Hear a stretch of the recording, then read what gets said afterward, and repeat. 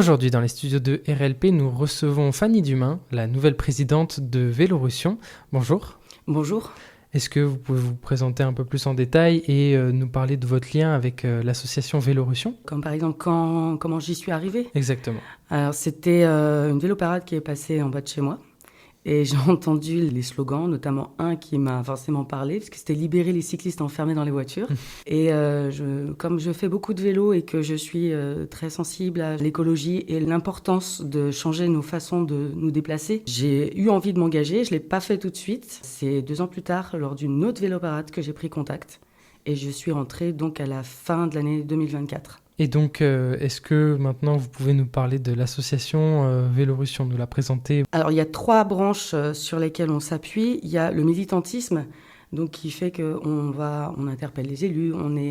Les élus parfois font appel à notre expertise justement de cyclistes urbains. On a aussi la vélo-école qui permet d'apprendre depuis zéro, même les personnes qui ne savent pas tenir en équilibre sur un vélo, mais également des remises en selle, c'est-à-dire des gens qui ont déjà fait du vélo, en général qui savent tenir dessus, mais qui ont perdu la confiance ou alors qui en ont fait par exemple à la campagne et qui veulent savoir comment faire en ville, parce qu'il y a quelques règles à savoir. Ouais. Et un atelier participatif, donc d'auto-réparation, parce que quand on a un vélo, c'est bien de pouvoir le réparer dès qu'il y a quelque chose qui va pas dessus. C'est comme tout objet, ça demande un entretien. Donc cette association, elle défend les droits et les besoins des cyclistes. Quelle est la situation en Dordogne, justement, des cyclistes ? Est-ce qu'on a assez, selon votre avis à vous et l'avis de l'association, est-ce qu'on a assez de pistes cyclables ? Ou est-ce que c'est une problématique qu'on a sur le territoire ? On n'a clairement pas assez de pistes cyclables. Il y a beaucoup d'efforts qui ont été faits ces dernières années, notamment au niveau du Grand Périgueux, par exemple. Il y a un travail qui est en cours. Après, on espère qu'avec, en fonction des différentes élections, il ne va pas y avoir de régression. Ça, c'est toujours un risque. Si on prend modèle sur d'autres villes de France, rien qu'en France, il y en a qui sont beaucoup, beaucoup plus avancées que nous. À Périgueux, il y a aussi des contraintes qui sont fortes par rapport à le fait que ce soit une ville, on sent beaucoup d'héritage du Moyen-Âge, par exemple. On sait qu'à tous les niveaux, on est un peu bloqué, comme Taillefer-Clotre, avec le sous-sol, avec des sarcophages. Je crois que c'était des sarcophages. Donc on sait qu'il y a des contraintes, mais on pourrait quand même aller plus vite. Et déjà, pour aller plus vite, il faut commencer par ne pas reculer. Donc, encore une fois, c'est toujours le risque, avec avec les élections. Des pistes cyclables, on a besoin d'avoir plus effectivement, d'endroits qui soient sécurisés. Par exemple, le fait que la ville ait été passée à 30 km/h, ça, c'est un bon point déjà, mais ça ne peut pas suffire. Déjà parce qu'il y a peu d'automobilistes qui respectent les 30 km/h, parce que quand on est cycliste et qu'on est au milieu de la circulation, on respire quand même vraiment les pots d'échappement et tout ça.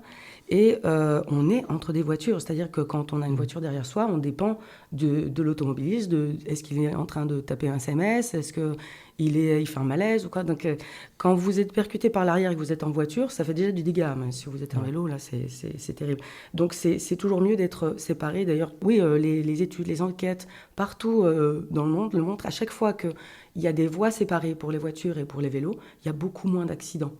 Un cycliste peut avoir un accident par lui-même, ça c'est indéniable, mais quand c'est par une voiture, c'est vraiment catastrophique. Et on peut porter le casque, on peut faire tout ce qu'on veut, on ne sera jamais totalement protégé d'une voiture. Donc c'est mieux d'avoir des endroits qui soient séparés. C'est aussi une éducation dans la mentalité, apprendre justement à ne pas avoir peur d'une côte. Il y a des vélos électriques maintenant qui permettent ça. Les périvélos, par exemple, ont énormément de succès, et à juste titre. La côte pour venir ici, qu'on appelle la côte du lycée agricole, ou même quand on va à Champs-Vinel, c'est relativement facile avec un vélo électrique. En tout cas, c'est possible, puisque moi, je connais des personnes âgées qui le font, alors qu'elles ont une moins grande force musculaire. Et même pour les gens qui ne sont pas très sportifs, qui ne sont pas habitués, moi, je ne suis pas une très, très grande sportive non plus, même si j'ai l'habitude je suis toujours active, mais il faut s'accrocher quand même pour monter les côtes. Mais avec un vélo électrique, c'est possible. Donc, c'est vraiment une façon d'aborder notre façon de nous déplacer. C'est indispensable, parce qu'à un moment, on ne pourra plus continuer comme on fait. Il y a des personnes qui n'ont pas les moyens d'avoir des voitures. Il y a aussi le fait que, et ça, c'est pas nouveau, les villes sont congestionnées par les voitures, que ce soit les voitures qui se déplacent ou les voitures qui sont stationnées. On sait, ça a toujours été un problème Donc plus de vélos pour laisser un maximum les voitures en dehors de la ville, ce qui ne veut pas dire une ville sans aucune voiture. On peut pas s'en passer totalement et on n'est pas pour une ville avec 0 voiture. Mais il faut rééquilibrer et l'équilibre, ça n'est pas 50-50. C'est plus de vélos, plus de moyens de déplacement qu'on dit doux ou en tout cas écologiques, c'est-à-dire qui sont nettement moins polluants. Le vélo, ça ne pollue pas à côté d'une voiture, ça ne fait pas de bruit et ça occupe beaucoup moins d'espace, que ça soit en se déplaçant ou en étant stationné, puisqu'on peut à la limite garer son vélo chez soi, même si c'est pas super hein, l'avoir dans son salon, mais bon, c'est possible, alors qu'une voiture, si vous l'avez dans votre salon, c'est qu'il y a un problème. Donc voilà. Et en milieu rural, qu'est-ce que ça donne tout ça quelle est la situation des cyclistes en milieu rural? Est-ce que aujourd'hui un cycliste peut se déplacer dans toute la Dordogne à vélo? Est-ce qu'il y a les équipements adaptés en milieu rural, hors de la ville? Alors, Vélorussion, on est quand même plus axé sur tout ce qui est urbain. Vraiment, c'est le cycliste urbain du quotidien. Après, pour vous parler des cyclistes ruraux, c'est un petit peu plus compliqué pour moi de vous dire ça. Je sais qu'avec le Grand Périgueux, il y a des connexions qui se font sur les pistes cyclables. De plus en plus, ils essayent d'en faire. Il y a aussi... on peut faire du vélo sur pas mal d'endroits en Dordogne. Il y a un travail à faire sur le jalonnement. C'est-à-dire que parfois, on ne sait pas où sont les pistes cyclables. On ne sait pas où sont les véloroutes. Donc ça, c'est un travail à faire. Il y a aussi des endroits qu'il faut transformer en véloroute. Donc encore une fois, il y a un travail énorme à faire. Ça ne peut pas se faire d'un coup. Ça prend du temps. Et pour que ça puisse se faire, il ne faut pas seulement du temps, il faut aussi une vraie volonté politique. Parce que des assos comme Vélorussion, nous, tout ce qu'on peut faire, c'est réclamer ce genre de choses, dire voilà comment ça se passe en vrai. Mais nous, après, on n'a pas le pouvoir de dire tiens, on va construire une piste cyclable. On est des citoyens, quoi. Notre pouvoir, il est au moment des élections, mais surtout au niveau des actions dans les associations. Est-ce que l'association a des projets sur cette année 2026 ? Alors oui, il y a pas mal de projets. Il y a, par exemple, on a été sollicité par la mairie de Périgueux, comme beaucoup d'autres assos, pour travailler sur des événements autour du Tour de France. Donc il y aura ça. Il y a des partenariats qui sont renouvelés avec bon, c'est encore en cours là pour fixer, parce que justement, il y a beaucoup de choses qui dépendent de tout ce qui se passe avec le Tour de France. Nous, on sait qu'on a... Il faut espérer que ça soit fixé, mais on a la vélo-parade qui est prévue à nouveau en octobre, à la même période. Il était une voie aussi, qui sera aussi en septembre, plutôt vers la fin du mois.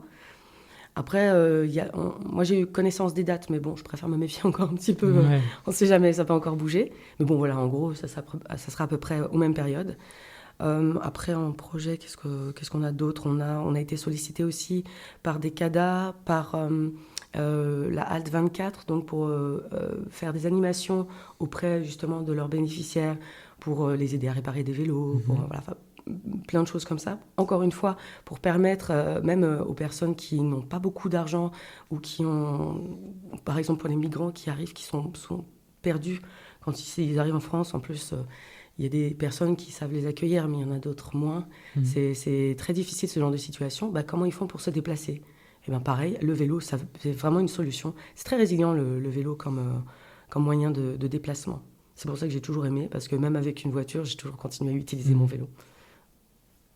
Est-ce que vous avez des choses que vous aimeriez nous partager aujourd'hui ? Après, il y a un devoir de réserve aussi, je crois, avec les élections, il faut peut-être... oui, alors il y a déjà les candidats, certains nous ont contactés pour discuter. D'autres, on attend encore, on aimerait bien qu'ils nous contactent. Donc on a une boîte mail pour ça, la boîte mail de l'association. Je ne sais pas si je peux la donner. Oui. contact@velorussion-périgourdine.fr. On peut le faire aussi par le biais du site internet. Vélorussion Périgourdine, quand on tape ça sur internet, on nous trouve. Il n'y a pas d'autres Vélorussion Périgourdine, ça va. Il y a certains programmes qui sont... Quand on a lu les programmes, il y en a qui sont intéressants, d'autres qui nous font un peu peur. Au niveau du vélo, hein, évidemment. Parce que là, on s'exprime en tant que cycliste. Hein. Et... ce qui serait intéressant, c'est que les candidats gardent en tête la loi LOM, donc qui est la loi d'orientation des mobilités, qui implique de continuer justement dans la construction d'infrastructures cyclables et pas reculer. Ça serait aller contre la loi L'Homme, puisque c'est sur la loi L'Homme, en fait, c'est pour préciser ce qui ne l'avait pas été dans la loi LOR. Donc la loi LOR, c'est la loi sur l'air et l'utilisation rationnelle de l'énergie. Et il y avait beaucoup de choses qui étaient imprécises, et du coup, les maîtres d'ouvrage, parfois ils disaient, ben non, ça, en fait, c'est pas ce que ça implique, donc on va pas mettre d'aménagement cyclable. La LOM a précisé ce genre de choses. Et c'est important de le respecter, parce que si on ne respecte pas ce type de lois qui sont faites pour protéger l'environnement et donc pour protéger la santé des gens, et ça ne concerne pas que les animaux. Et souvent, il y a des gens qui nous disent oui, mais les animaux, c'est bien de les protéger, mais les humains aussi. Ben oui, mais on est dedans.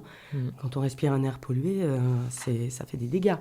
Donc, il ne faut pas reculer sur ce genre de choses. Et nous, on aimerait vraiment que les candidats soient sensibilisés à ça, qu'ils avancent, même si c'est pas toujours facile d'avancer, de se dire il faut changer les mentalités, il faut revoir nos façons de faire. À partir du moment où on est confronté à des changements importants à faire, il y a toujours des gens qui seront assez ingénieux pour se dire, même si c'est difficile, on va faire en sorte de le rendre plus facile.